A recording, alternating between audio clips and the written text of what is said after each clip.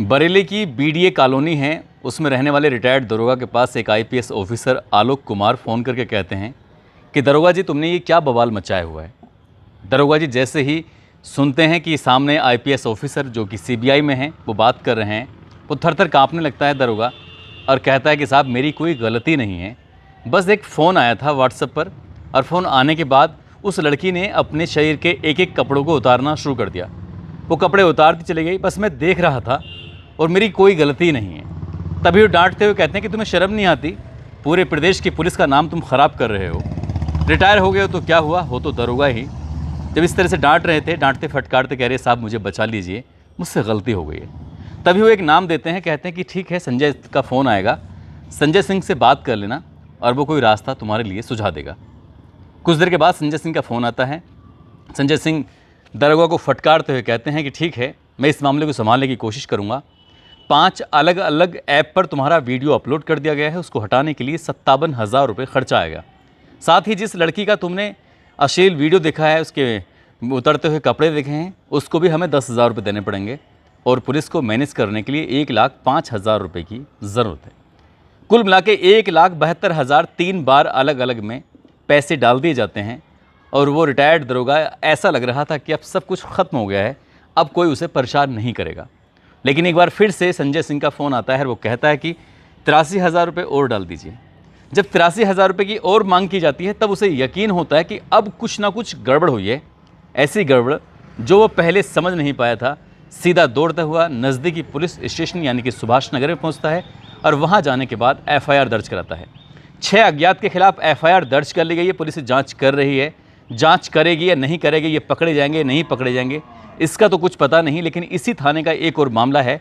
इस थाने की पुलिस ने अगर सही वक्त पर सही काम किया होता तो एक डॉक्टर मरता नहीं, आज वो जिंदा होता। आदाब, नमस्कार, सत श्री अकाल, मैं उस्मान सैफ़ी। आज की जो सच्ची घटना मैं आपको सुनाने जा रहा हूँ, ये सच्ची घटना है उत्तर प्रदेश का एक ज़िला है बरेली और बरेली का ही एक थाना लगता है सुभाष नगर। दरअसल 10 अक्टूबर 2022 की बात है। एक लड़की जिसका नाम प्रिया होता है, प्रिया बड़ी मायूसी के साथ, ऐसा लग रहा था जैसे हताश है, परेशान है बहुत ज़्यादा।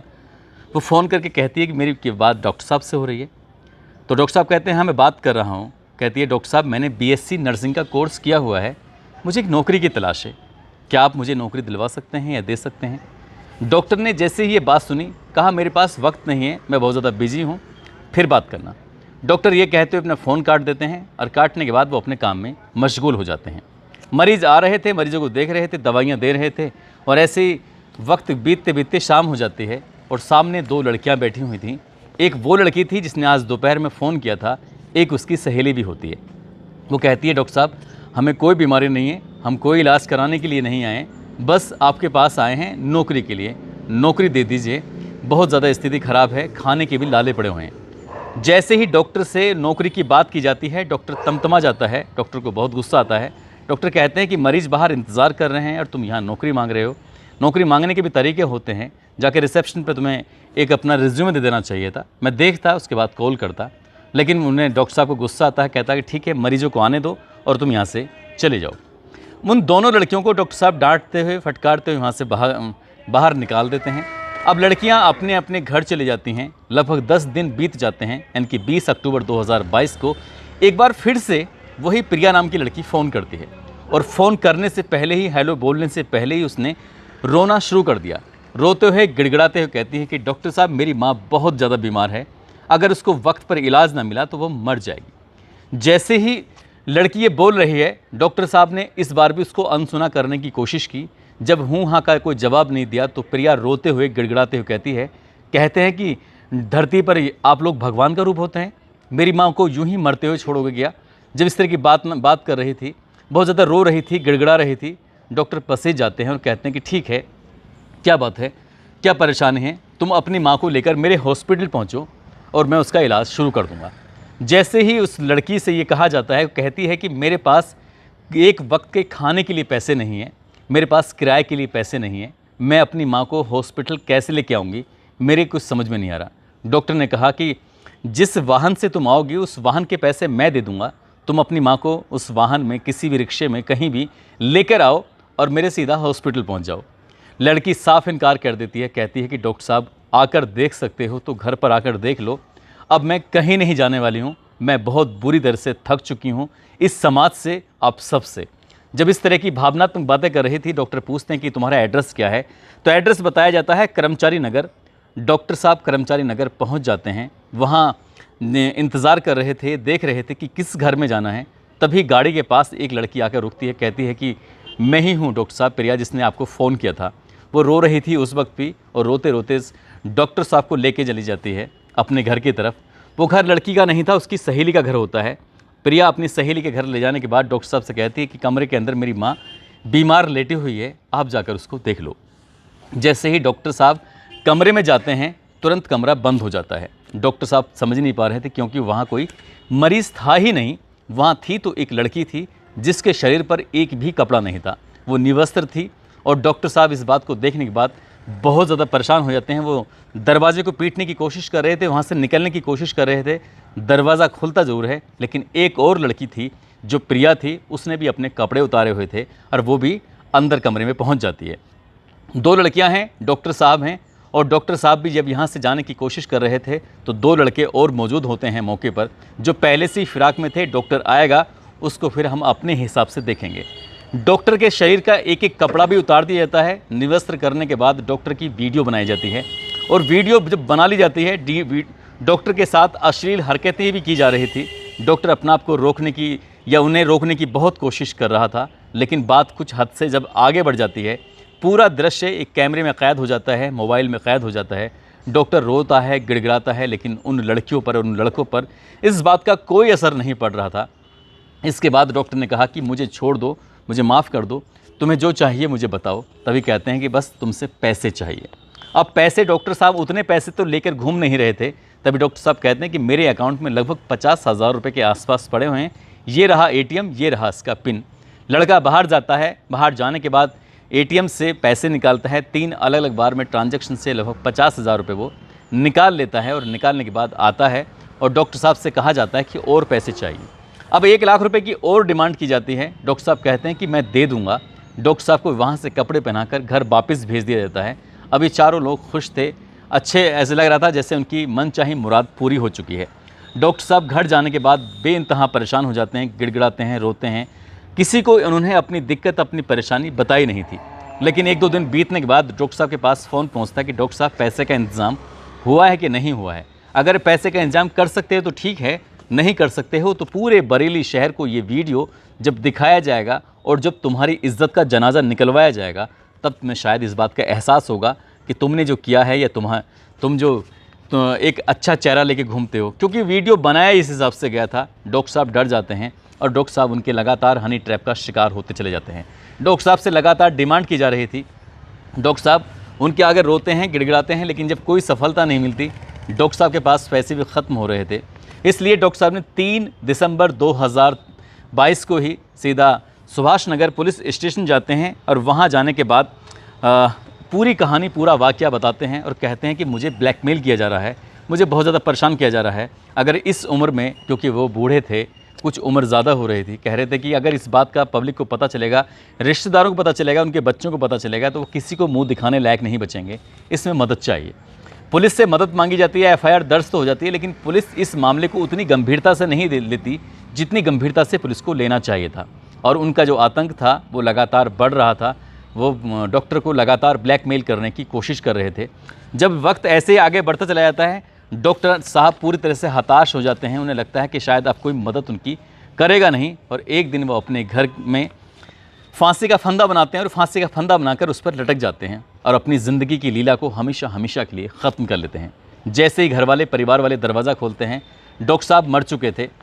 घर में चीख पुकार मच जाती है, और घर वालों ने अपने रिश्तेदारों को बुलाते हैं, शव का अंतिम संस्कार कराते हैं। अंतिम संस्कार कराने के बाद इस मामले को बुलाने की कोशिश कर रहे थे, क्योंकि घर वाले भी कुछ ना कुछ जानते थे, क्योंकि वो FIR दर्ज करा चुके थे। तब पुलिस की नींद टूटती है। पुलिस को लगता है कि कुछ ना कुछ गड़बड़ हुई है। अब पुलिस इस मामले की जांच पड़ताल में जुट जाती है।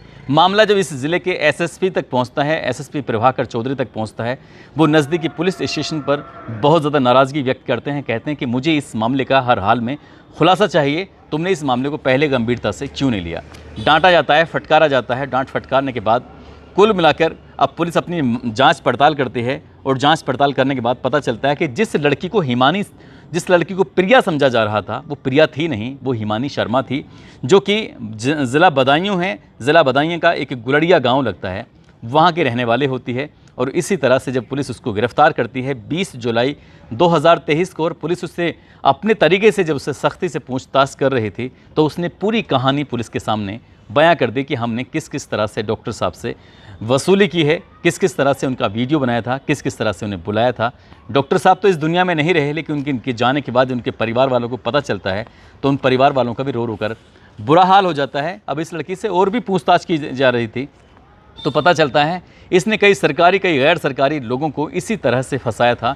लगभग 5 लोगों से 6 लाख रुपए की रकम ये लड़की इसी तरह से ऐंठ चुकी थी और इसकी ये आदत में शुमार हो चुका था। और जैसे ही ये बात अखबारों के माध्यम से, सोशल मीडिया के माध्यम से लोगों को पता चलता है कि बरेली के अंदर हिमानी शर्मा नाम की लड़की ने अपने दोस्तों के साथ मिलकर डॉक्टर साहब के अलावा 5 अन्य लोगों से 6 लाख रुपए की रकम उतार ली है, उन्हें हनी ट्रैप में अपना शिकार बनाया है, उनसे वसूली की है, तो लोग फिर डरने लगते हैं ये सोचकर कि कहीं ऐसा ना हो कल को उनके साथ भी ऐसी घटना हो जाए। क्योंकि जिस रिटायर्ड दरोगा की बात कर रहा हूँ ये भी जुलाई के तीसरे सप्ताह की बात है। और इसी जुलाई 2023 के तीसरे सप्ताह में जब रिटायर्ड दरोगा जो कि बीडीए कॉलोनी के अंदर रहते हैं, उनके पास जब फ़ोन आता है, फ़ोन आने से पहले ही वो समझ भी नहीं पा रहे थे, बस वो मज़े में देख रहे थे उस वीडियो को। वो लड़की धीरे धीरे करके एक एक कपड़े को उतारती है। उतारने के बाद उसके पास फिर एक fake IPS officer Alok Kumar, जो कि सीबीआई का अपना आपको बताता है, फ़ोन करता है हमदर्द बनकर और इसी हिसाब से 1,72,000 रुपये की रकम को लुटवा देता है। जब एक बार फिर से 83,000 रुपये की रकम की मांग की जाती है तब उस रिटायर्ड दरोगा को एहसास होता है कि उसके साथ तो फ्रॉड हो चुका है, वो हनी ट्रैप का शिकार हो चुका है। थाने जाता है और थाने जाने के बाद फिर गुहार लगाता है, साहब मदद कीजिए। अब जब ये बात अखबारों के माध्यम से लोगों को पता चलती है तो ये कोई बरेली में पहला मामला नहीं है, बल्कि पिछले 5-7 महीने में लगातार इस तरह के लगातार मामले सामने आ रहे हैं। और तब एसएसपी को और उनकी पुलिस को सामने आना पड़ा और लोगों से अपील करनी पड़ी कि इस ज़िले के अंदर या आसपास कहीं भी जहां तक ये बात जाती है वहां तक अगर आपके पास कोई फ़ोन करता है, कोई वीडियो कॉल करता है, कोई इस तरह का शिकार आपको बनाने की कोशिश करता है तो आप उसको बिल्कुल भी पैसे ना दें, उसके झांसे में ना आएँ, बल्कि नज़दीकी पुलिस स्टेशन में जाएँ और जाकर अपनी पूरी कहानी बयां करें। पुलिस आपकी ज़रूर मदद करेगी। कुछ ऐसा ही भरोसा दिलाया है। हम भी अपनी वीडियो के माध्यम से आपको ये भरोसा दिलाना चाहते हैं, यदि आपके साथ कोई ऐसा अनजान कॉल आती है और कोई कपड़े उतारने की कोशिश करता है तो तुरंत ही उस फ़ोन को काट दें। सामने वाला कोई सीबीआई बन के बात करे, ये क्राइम ब्रांच का अधिकारी बन के अगर आपके सामने बात करता है तो आप उसके झांसे में बिल्कुल ना आएं। आपको लगता है कि वो आपकी फ़ोटो को, आपकी वीडियो को वो सोशल मीडिया पर अपलोड कर देगा, तो उनके पास इतना टाइम नहीं होता। जो लोग पैसे नहीं देते हैं वो नया मुर्गा फंसाने की कोशिश करते हैं और वो लगातार आगे बढ़ते चले जाते हैं। जो उनके जाल में फंसते चले जाते हैं उनसे वो पैसे ऐंठते चले जाते हैं और जो पैसे नहीं देते वो नया शिकार की तलाश में जुट जाते हैं। इसलिए किसी को पैसे देने की बिल्कुल ज़रूरत नहीं है। आपको डर लगता है तो आप पुलिस से जाकर मदद मांगें, पुलिस आपकी पूरी तरह से मदद करेगी। दोस्तों, इस पूरे घटनाक्रम को सुनाने का उद्देश्य किसी को परेशान करना नहीं है, किसी का दिल दुखाना नहीं है, बल्कि आपको जागरूक करना है, आपको सचेत करना है ताकि आप इस तरह की घटनाओं से बचें, ताकि आपके साथ भविष्य में इस तरह की कोई घटना ना हो। साथ ही आज वाराणसी के रहने वाली हैं सुनीता वर्मा इनका नाम है और अलवर के रहने वाले हैं इंसाफ खान। आज इनका भी जन्मदिन है। इनको जन्मदिन की बहुत सारी शुभकामनाएं, बहुत बहुत मुबारकबाद। साथ ही कुशीनगर के शमशुल अंसारी हैं, रहमान वीरू यादव सहवास के हैं और अनमोल यादव हैं, लाल चंद सैनी, विकास गुप्ता हैं लखनऊ के, अहमद खान हैं, शमीम अंसारी हैं, अमित राणा, इरफान खान, मुकेश शर्मा, राजेंद्र कुमार, इन लोगों ने नाम लेने की अपील की थी।